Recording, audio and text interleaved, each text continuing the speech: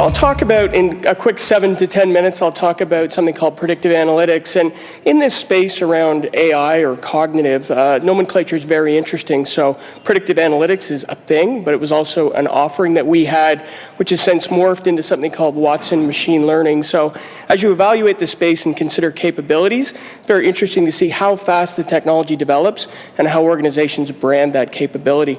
So I'll start the story down at Sick Kids in the Neonatal Intensive Care Unit, and I'll end it at the Frost Building. It's actually a 4-minute walk, but I've got 10 minutes, so we'll consider it a round trip. The story begins down at Sick Kids. It's quite an interesting tale. Where it ends at the Frost Building isn't quite as exciting, but I think we have an opportunity to get there. So the story begins at the Neonatal Intensive Care Unit, and there was a partnership between Sick Kids, UOIT, and IBM, and Dr. Caleb McGregor was trying to figure out some instances where very young newborns were at risk of catastrophic situations and death. And there was a body of research that suggested that some of this was preventable. So basically, a huge series of false positives, but the end result was very negative. And so what Dr. McGregor did was basically take this body of research and using instrumentation or Internet of Things, was able to apply the instrumentation to the babies and determine what the underlying root causes. And the challenge are, the amount of input that was available was, on the one hand, too large for doctors to consume, too large for doctors to consume in real time, and also basically too hard to synthesize. And yet they knew the factors were there. And as the stats say up there, they were collecting potentially some 1,200 data points per second, 90 million data points per day. So the information was right there in front of them, but impossible for doctors to capture. And so basically the system is called Artemis, which is basically the Greek goddess of the protector of young mothers and young children. And it proved successful. So the idea is really to take this immense body of knowledge and synthesize it and understand it in real time. So when we talk about AI or cognitive systems, we often talk about two different data sets. One is what we'll call the system of record. The other is the system of engagement. So think of the system of record in this case is what Dr. McGregor had in terms of her body of knowledge and body of research. The system of engagement around this would be the information coming from the baby. Our challenge, of course, is the baby really has no system of record of their own because they may be 24 hours old, they may be a day, 7 days old. So basically it's this combination of leveraging the system of record with the system of engagement.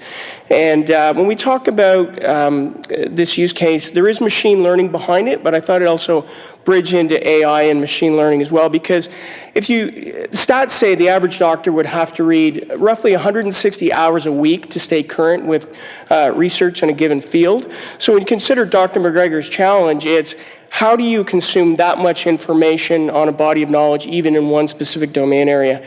How do you understand what's important, what's now irrelevant, which papers contradict old findings and new findings? So there's an application beyond this use case as it sits when it was done a couple of years ago to say, how does Dr. McGregor and her team stay current with that body of knowledge and use machine learning to now read text and read information?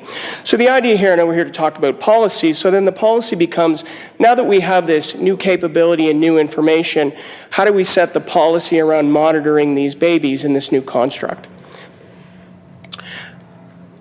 The story actually ends up at the Frost Building when several years ago, the then CIO at the Ministry of Finance was having a discussion with me about how we do data modeling and do predictability around the implementation of what was then the retail sales tax on milk. And it was specifically around milk relative to individual consumption versus family consumption. So the ministry was really trying to understand this data set that they had and said, how do we understand the implication or the impact of a new policy on behavior of citizens and how they will react. And at the time, it was a very challenging thing to do. Mostly structured information was only available at the time, but it was, on the one hand, trying to understand how the citizens would react. And of course, then we also had a very challenging situation, understanding how they would react in real time and arguably couldn't capture it. I thought I'd put predictive analytics in the continuum of where we're headed and the conversation today. And if we look at the base layer, it's sort of what's the information we have today? Is that our system of record information that all of your organization would have on file? plus combined with the system of engagement information that says what's happening out there in the world in real time that we can tap into. The secondly is descriptive, which is what happened. Now, obviously in the case of the neonatal situation, the what happened scenario is only a positive one if we got a good outcome and we understand what happened. We can't afford to have a scenario that's negative to say, well, what happened? And then we get into this idea of predictive analytics, this idea of taking the information and understanding, hopefully in real time, what's going to happen next. We move up the spectrum to prescriptive in terms of how we can achieve the best outcomes.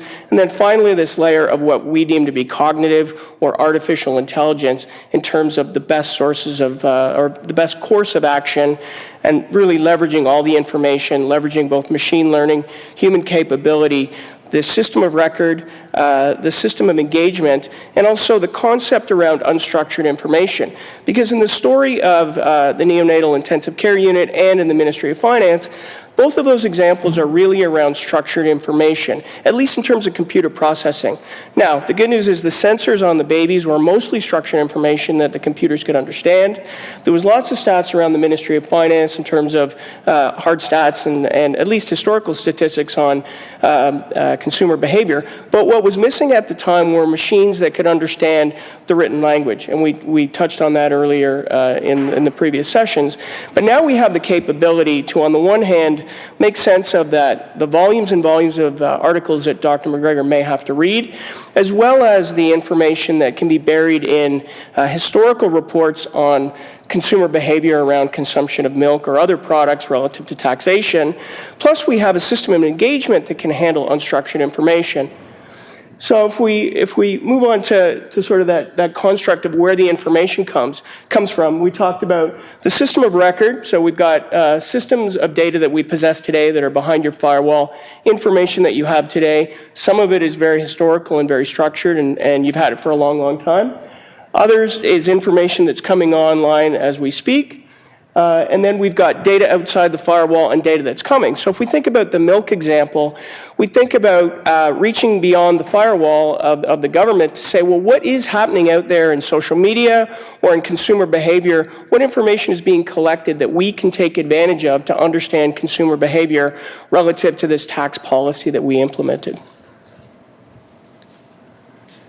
One thing that I've been in this space for quite a while. I'm a non-technical individual. I tend to work more on the business and the policy side. And the nomenclature can be quite confusing, can be very exciting, but quite confusing, and it moves very, very quickly. And I thought I'd include this slide. It's a slide that I just got recently, but I think it's very valuable to discern information from analytics through to data itself, this idea of machine learning or cognitive, and then how we create knowledge out of that. Because there's obviously a base foundation of information, and it says, what do we have today within our organizations? Is it the data we want to look at? Has it been redacted? Has it been cleansed? Is it the true version of the data? Is it simply data? Do we have analytics that we can combine with that data? Can we discern some level of information, and how usable is it? And I'll touch on what Professor Taylor talked about a little bit earlier, which is this idea of what are machines good at and what are humans good at, especially within the realm of trying to establish policy. So we've talked about what machines can do, learning at scale, ingesting huge amounts of information, drawing correlations that perhaps humans can't see. One value of AI, we talk about bias, we talk about unbiased, but we talk about this idea of AI being able to go out and consider all potential possibilities. As humans, we don't necessarily have the bandwidth or the cycles or the ability to stay up 7/24 to consider all possibilities and then validate those, versus machines have that. On the other hand, we will always retain our common sense, our intuition, and our sense of sort of morals and what might be right relative to the data. So a quick 7 to 10 minute journey from the NICU down at Sick Kids to policy with the Ministry of Finance.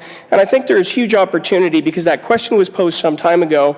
And when I look at what is capable relative to that question today, it's a massive sea change in terms of what we can understand in terms of developing policy based on what we know that's within the firewall, what we can glean from data from outside the firewall, and then actually have real-time examples of the implications and the impact of policy as it's implemented as early as day one.